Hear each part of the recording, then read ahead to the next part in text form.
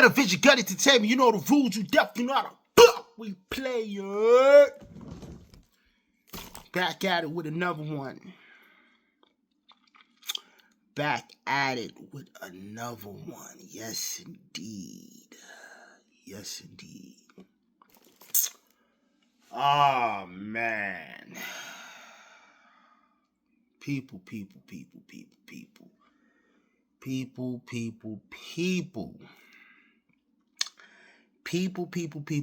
America,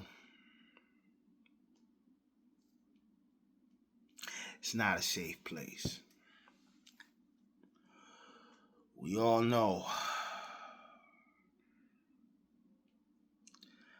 America is not a safe place. Peace to the gods and earth. Today's mathematics. Knowledge, all being born wisdom. Yes, indeedy. Peace to the gods and earth. We're going to break down some things because America's a wicked place, man. It's not safe, man. It's very ugly out here, yo. It's very ugly out here. Very disgusting.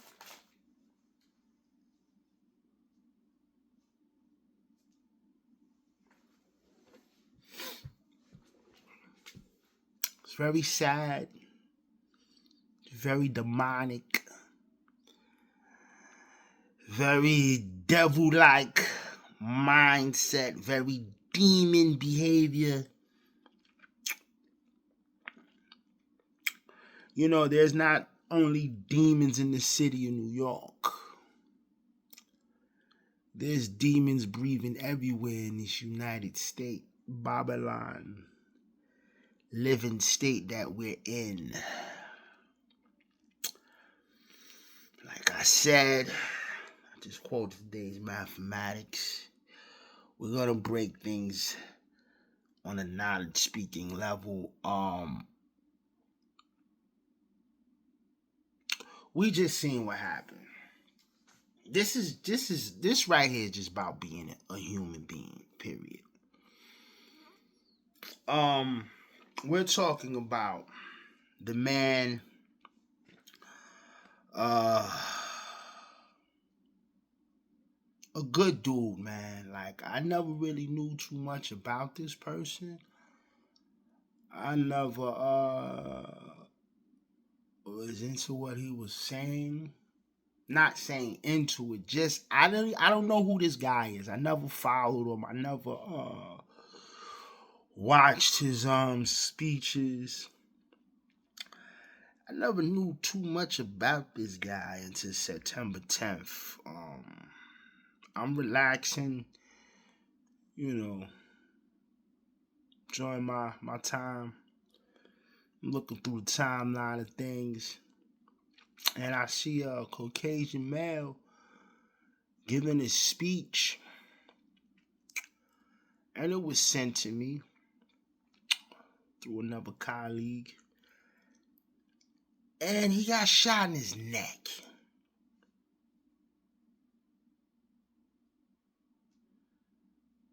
Broad daylight, at a event, a function, a rally, a gathering, what you have it, and it's crazy, right? That I see it, and I'm like, what the fuck? Like, he got shot in his neck, surrounded by thousands of people. I mean, to the point where somebody was probably this close. Like, you understand what I'm saying? So when I seen that, it was baffling. I don't even know who the guy was. But I'm like, well, why would someone do that?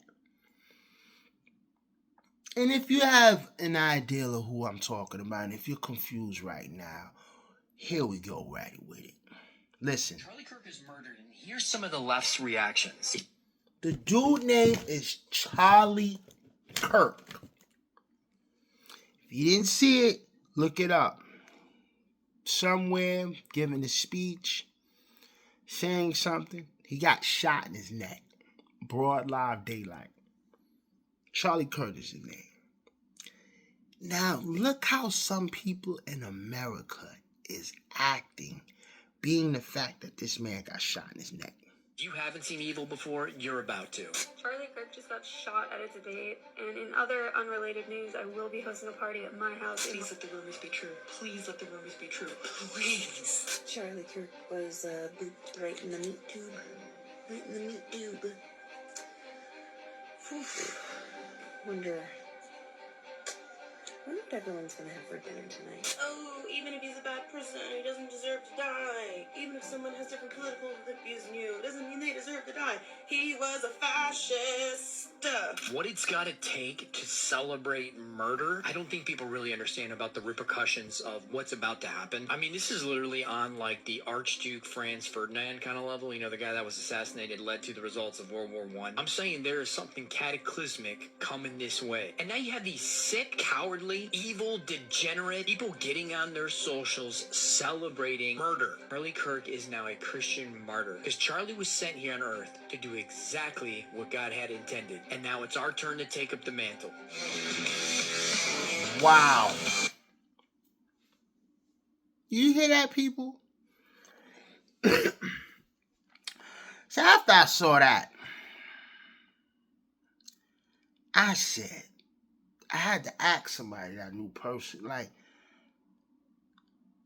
is he that bad to celebrate the fact he got shot in his neck and his people happy about that? He's that bad? I had to do the research. Then why people are so upset? Well, look at this. Listen to this. Charle Kirk is at some rally, and it's like a rally where there's a lot of LBG communities there. And when I saw this video, I said, oh, this is why they killed them. Just like they killed Tupac. Just like they killed Malcolm X. When your words are too strong and you're outspoken and you extremely opinionated and you have strong facts with the words that you're saying and everything that you're backing up and you're laying it down towards people, and people can't combat with you, they can't challenge you, they can't argue with you, they can't go one-on-one with you, people don't like that. I know it all the time. People try to battle with me on many topics, many subjects. And when I overrule and shine, it get frustrated. Hella frustrated. I know some people that want to fight. I know some people that want to stop talking to me. People can't handle a strong-minded person, especially when you got facts to back it up, especially when you can break it down and bring it towards them, and then have them ask them the question. And when they can't fuck with you, they either want to fight, they either get frustrated, or they either slam down the book and want to walk off. I go through it every day. It doesn't even faze me anymore. I was born as a man, and Listen now to I'm this. a woman. Okay, no, but you don't become a woman just because you dress like a woman. So let me ask you a question. If I wear a disguise or a costume, do I become that thing? For example, if I dress with a sombrero and start talking with a Mexican accent, do I then become that culture? No, because that's different race. Okay, but That's then wait, very why, different. how is it different? Because you're saying that if you dress a certain way and you present a certain way, you can be as you think you are. Why can't I also just choose what culture I am? Because you are born within a culture, you are born with. But you were born as a woman. So what is a woman? What is a woman is whatever you want to be. So anyone can be a woman? Yeah. So do you get a period? No. Well, actually, yes. So, Wow. Can you give birth? no. So a woman can be whatever you want it to be. Is that correct? Yeah, but cis women can also be and have all of those So things. under that logic, can I become a bobcat? or a giraffe? I mean, if you want me to call you a bobcat, sure. I don't care. So at some point, don't you see that it's probably a bad idea to give people the ability to identify whatever they want as just because they feel a certain way? Why would it be a bad thing? Well, shouldn't we have some sort of objective truth that male and female differences and distinctions matter? I just want to say I'm a transgender male. What age should kids be able to get things like hormone therapy? Because I don't know what's true, what's not. Tell me, are you comfortable telling me your story? I've known that since like 3rd grade, and I'm currently 19, almost 20. I've known basically since then. I didn't start going by like a different name until 7th and 8th grade. I just don't know, like, with the whole medical stuff, like what's true, what's not, what's helpful, because I've heard so many different opinions. First of all, thank you so much for that. Yeah, of course. So I'm going to have an opinion that very few people will ever tell you, which is I want you to be very cautious putting drugs into your system in the pursuit of changing your body. I instead encourage you to work on what's going on in your brain first. I think what you need first and foremost is just a diagnosis. Just someone that is going to listen to what you've gone through, listen to what else is going on. My prayer for you, this, and again, very few people will say this, I actually want to see you be comfortable in how you were born. Yeah. I know that you might not feel that way, but I think that is something that you can achieve. I think that with the right team and the right people, you don't have to wage war on your body. You can learn to love your body. Wait, hold on. Let's build on that right there alone, people.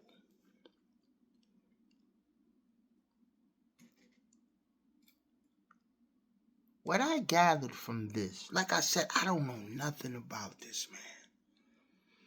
I don't know too much of his history, but I'm going off the information, what I'm seeing, what I'm gathering. Now, did you just heard how he spoke to that young man just right there? So, when I hear that, right, I say to myself, okay, he doesn't appear to come off as a person with hate.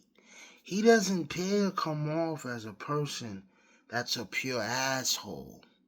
He comes off as a person that's very strong-minded and have pure facts of what he say. Did you see how he talked to the young man with kindness, passion, and concern? He said, I am more concerned of you being comfortable on how you was born. If you can see the therapist. Because listen, right? Obviously in this world that we live in, this LBG community thing, it's a lot of people that claiming, I've been this way since 4, 5, 3, 2, whatever. Fine. That's how you want to represent yourself. Whatever, right? So if you want to go there and want to take it there, this man is saying, yo, you should get therapy, help. I want to see you be happy how you was born. I'm hearing a man, and that person, this male he was talking to was young, like 19, he said. So did you see how he presented and talked to the youth, the young person? See, I don't take this man, from what I'm hearing, as a bad person. But because you're strong-minded and you have facts and you talk strongly and you can back up what you say, people don't like that. Let's continue on. I don't like your t-shirt. I'm an immigrant. I don't understand why you would want to deport some of my friends and family who have been working hard in this country. What's your name, sir? I'm Claudio, sir. Yeah, Claudio. And this is just a thought exercise, but it's very revealing. You are king, and you find out that there are 30 million uninvited people in your country. What do you do with them?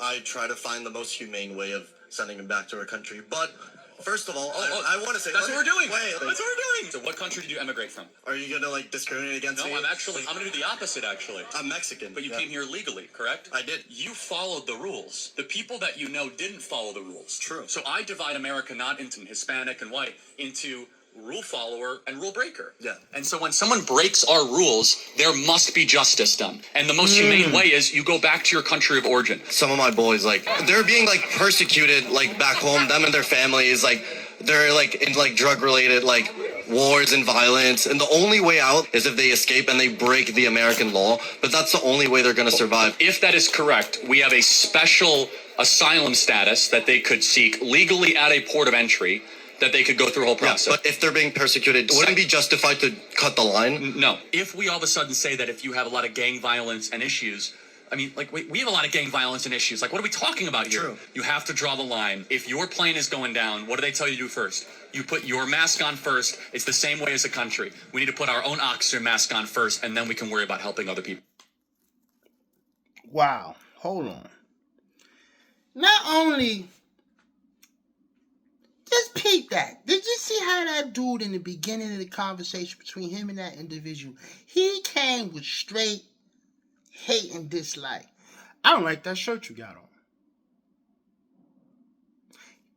He already had a mindset in his mind before he came and was having questions with that man. He already faced, listen, man, I don't like it, He took that in. Oh, you don't like the shirt? And the reason why he was saying what he was saying, because obviously dude's an immigrant, migrant, whatever how you want to call it. And he feels that Kirk got something against with the migrants and stuff like that. But he broke down the reason. Did you see how he just broke down after the dude came with hate? The dude probably came up there with hate and ended up leaving with a smile on his face. They gun down people that they can't combat, talk, and go one-on-one with. And then when you're intelligent and you're speaking, and you back up what you say. Let me give you a prime example.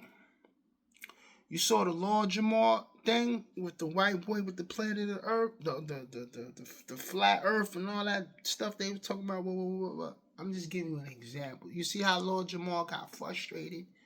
Started calling out people saying they did this, they set me up, they look bad because he couldn't go one-on-one with that guy in battle. When you can't battle and you can't compete and you can't go one-on-one mentally with someone, this is usually the outcome how people act.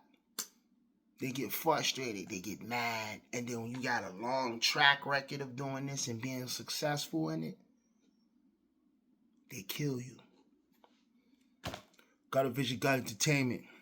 You know the rules. You definitely know how the we play, you heard? I just had to build on this. How can we celebrate a man's death? Because he was correct? Because he came out right? He was against abortion. He was against so many things that made sense. Just listen to this clip. You were trying to get the officer who murdered George Floyd pardoned, and I just want to know what your reasoning was about that. Well, George Floyd didn't die because of the police officer. He died largely because of a drug overdose. But he had his knee on his neck. And we all saw the video. But the knee on the neck is actually an approved police technique that police departments taught Derek Chauvin to use. Do you know that George Floyd was saying, I couldn't breathe, well before that restraining technique? And so why'd they use the technique if he already couldn't breathe? Well, because he was actually resisting arrest, and they had to restrain him. And they restrained him in a way that they were taught to do, which is the knee on the neck technique. Okay, so when does the technique end? Like when they die? Like he said, he couldn't. No, I mean the technique ends when the individual stops resisting arrest. His cause of death was not asphyxiation; it was drug overdose. He had that was a part of it. Like he also had a heart thing, and like he was on drugs, but like he wouldn't have just died if he was standing there. Like they had his. Well, actually, there's an argument to be made. According to the medical examiner, he was drug overdosing in real time. That it wasn't because of the police officer, Derek Chauvin, that put his knee on the neck. And they were taught to do that. According to the Hennepin County Police Department, they teach that as an approved restraint technique. And by the way, this is just a broader point. Our whole country blew up because of this incident, and it was largely based on a lie. We were all. What was the lie? The lie is that there was a white police officer that went after a black person just because he was black, and it just wasn't true. He was resisting arrest. Okay, but he killed him. Like that doesn't. Well, again, the county medical examiner disagrees. The county medical examiner in the original report. So then why was he? Why did he get sentenced? Exactly. That's a good question. I'm saying it's because it was largely a show trial where actually they were not.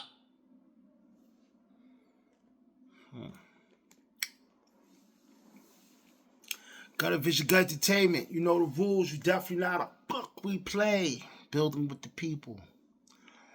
Y'all killed someone because he was strongly opinionated. Just like Pac. Just like Malcolm. Just like so many other people. America's not a safe place.